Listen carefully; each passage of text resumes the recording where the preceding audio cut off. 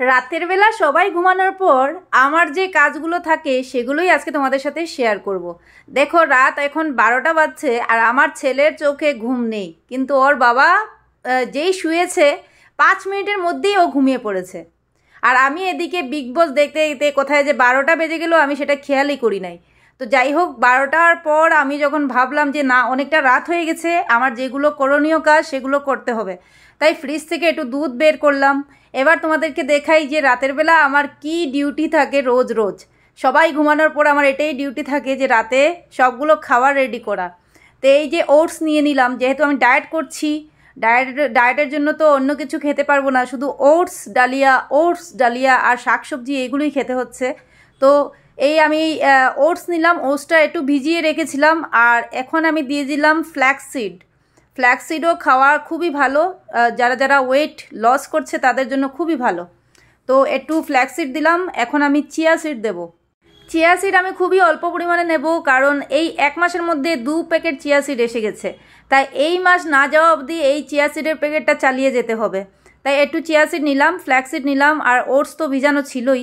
আর এখানে গ্লাসের মধ্যে আরেকটু আমি চিয়া সিড নিলাম, যাতে গ্লাসে জল দিয়ে একটু ভিজিয়ে রাখি। সকালবেলা সেই চিয়া সিডের জল আমি খাই, খালি পেটে চিয়া সিডের জল খাওয়া খুবই ভালো। আর এই যে ওটসের মধ্যে এবার আমি দুধ একটু দিয়ে দিলাম, অল্প করে দুধ দিতে হবে। তো এই যে হয়ে গেল আমার সকালের ব্রেকফাস্ট রেডি। এখানে চিয়া সিড জল দিয়ে ভিজিয়ে রেখেছি, সকালবেলা একদম দারুণ হবে। আর একটু জল মিক্স করে তারপর 1 গ্লাস জল খাবো চিয়া সিডের।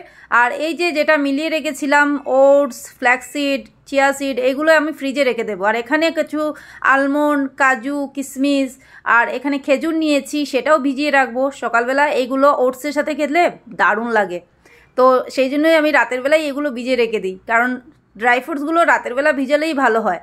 এই যে দেখতে পাচ্ছ আলমন্ড, কিশমিশ, খেজুর নিলাম। তো এবার নিলাম আখরোটকে শর্তা দিয়ে কাটতে হবে, কারণ আমি দাঁত দিয়ে পারি না ভাই। টিভিতে তো অক্ষয় কুমার দেখিয়ে যে দাঁত দিয়ে ওরা আখরোট ভেঙে দেয়, কিন্তু আমি অনেক চেষ্টা করেছি, পারি নাই, তাই শর্তা লেগেছে আমার এই আখরোট কাটতে। আর আখরোটকেও ভিজিয়ে রাখলাম। এই যে ড্রাই ফ্রুটসগুলো সবগুলো ভিজিয়ে রাখা হয়ে গেছে।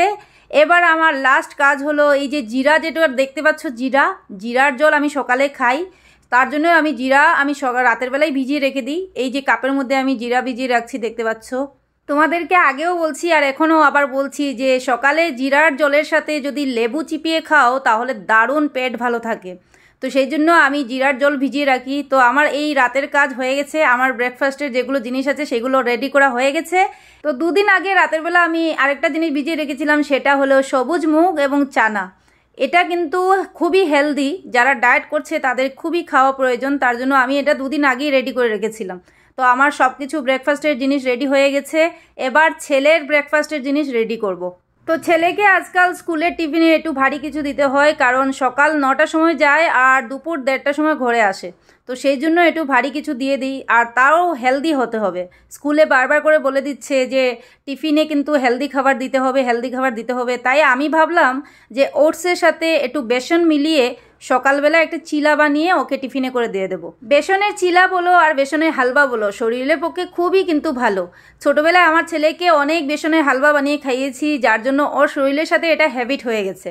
তাই এই বেসনের সাথে একটু ওটস মিলিয়ে আর একটু নুন দিয়ে জল দিয়ে আমি ভালো করে মিক্স করে পুরো রাত রেখে দেব, সকালবেলা যাতে তাড়াহুড়ো না লাগে। এই যে বেসন ওটস মিলিয়ে রেখেছি, সকালবেলা উঠে পেঁয়াজ, টমেটো আর কাঁচা লঙ্কা দিতে পারলে কাঁচা লঙ্কাও দেবেন। আমার ছেলে যেহেতু ঝাল খায় না তাই ঝাল দেবো না।